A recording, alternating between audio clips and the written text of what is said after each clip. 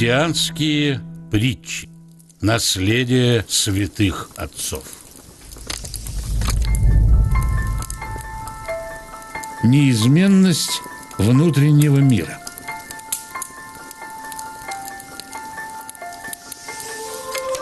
Как-то два инока пришли к Аве Иосифу с просьбой объяснить им, лучше ли им с радостью принимать посещающих их братьев или не выражать этой радости.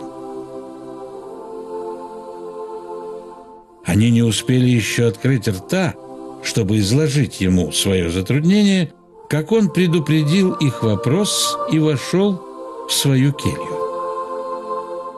Там покрылся старым рубищем и прошелся между ними в таком одеянии, не говоря ни слова. Затем он снял с себя рубище, надел хорошую одежду, которую употреблял в праздничные дни, и снова прошелся между ними.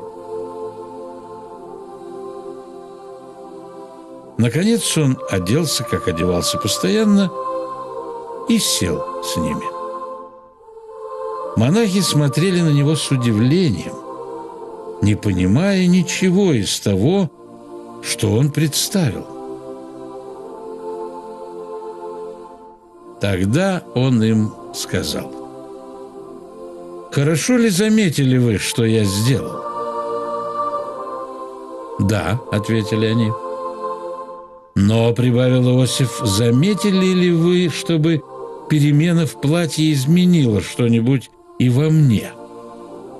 Стал ли я хуже, надев рубище? Стал ли я лучше, надев лучшую одежду? Конечно, нет. Помните же, по сравнению с этим, что все созданное, даже и люди, не должно ничего изменять своим появлением в нашем внутреннем мире. Принимайте с радостью и невинностью и с христианской любовью братьев, которые посетят вас. А если никто не придет к вам, храните себя в сосредоточении духа».